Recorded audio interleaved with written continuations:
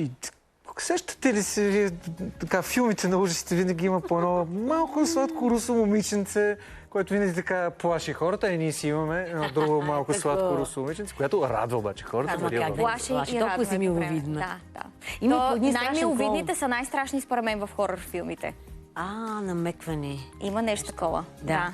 Да, ще извадя нож сега до края на ефир. Не, шегувам се, разбира се, но днес това ни е темата. Филми на ужасите, защото Рила планина и въобще Родопите и този район се превърнаха в снимачна площадка на международен филм, международна продукция, английско-американска, на филм на ужасите, който се казва Една нощ в Рила.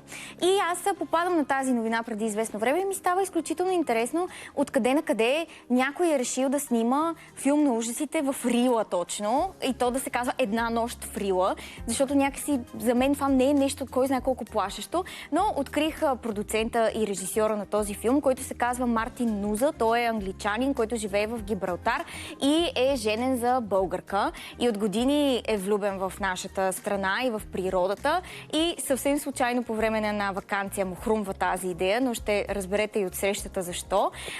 И се запознах с него, срещнах се с него, както и с главните актьори в този филм, които са англичани, прохождащи актьори, Елайза Бойс и Джак Олдрич. И много любопитни неща ни разказахте. Ако искате да гледаме видеото и да разберем повече и да коментираме след това. Искаме да се гледаме.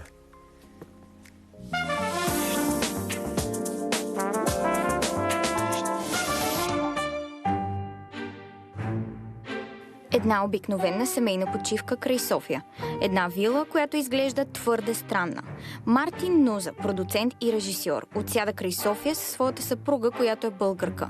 И от тази ваканция се ражда първият филм на ужасите, заснет в Рила. Спомням си, че вилата, в която отседнахме за уикенда тогава, беше много странна. Изглеждаше като обитавана от духове, а собственикът беше много страшен, призрачен. Вътре имаше много рисунки на лица, нарисувани на ръка. Тогава си помислих, вау, това е страхотно място за филм на ужасите.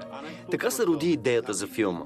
Седнах, започнах да пиша сценария и няколко месеца по-късно първата чернова беше готова.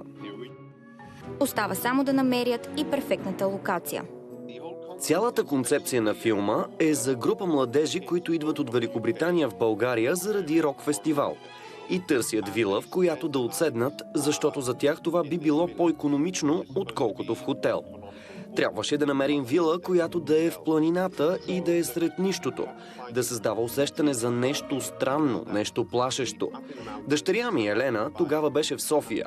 Тя намери такава къща край Смолян. Реших, че ще отида да я видя веднага.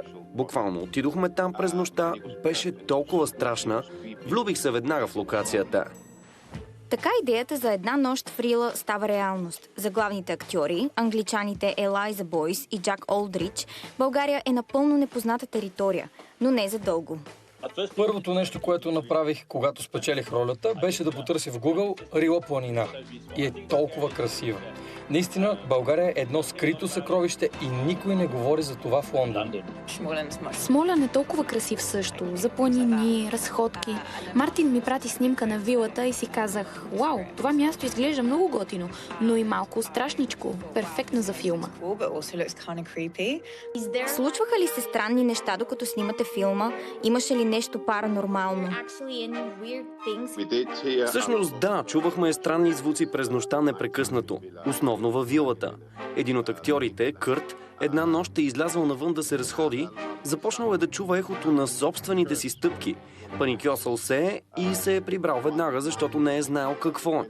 Може да е било мечка или някакво животно, но непрекъснато се случваха такива неща.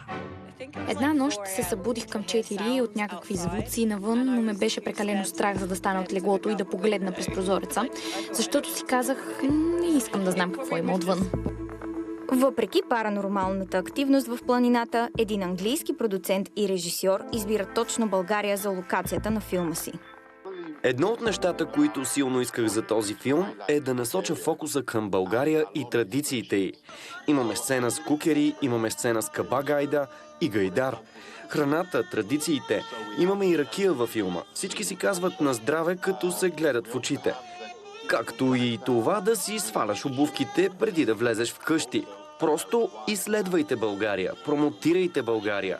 Страната ви е много хубава. Има много красота, култура, неща, които хората от Великобритания изобщо не знаят. Освен красота и култура, страната крие и големи изненади за англичаните. За мен най-странното нещо тук е, че има мечки. Бях много шокиран.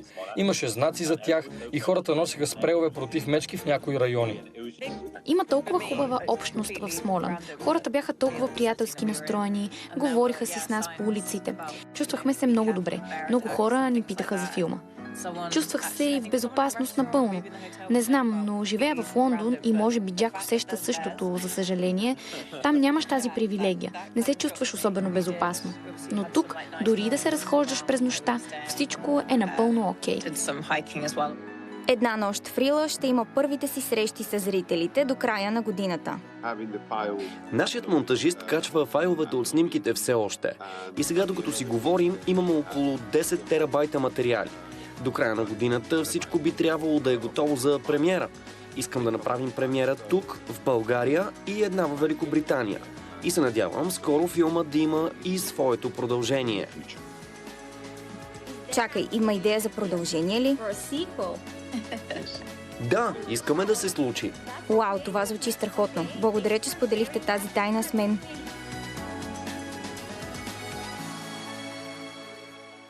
Значи, както чухте, има идея за продължение. Така. Което ми стана много любопитно. И се замислих, къде би било най-подходящо за продължение на такъв тип поредица. Една нощ в Рила е първата част. Една нощ еди къде си.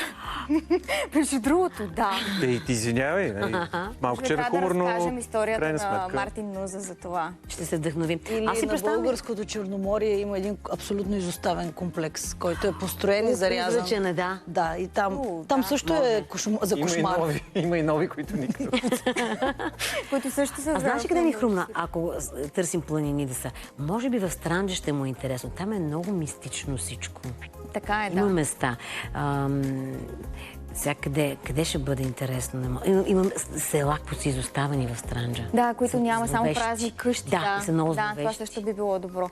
Значи да, една нощ в Странджа е втората част. Една нощ, според мен, на Черноморието е третата част, където сцените на ужас, като виж цените, примерно, виждаш цена на тераторията.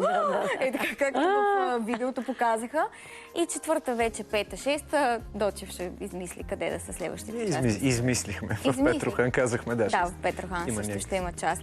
Но да, много готини хора, които искат да промотират България, които харесват страната ни изключително много.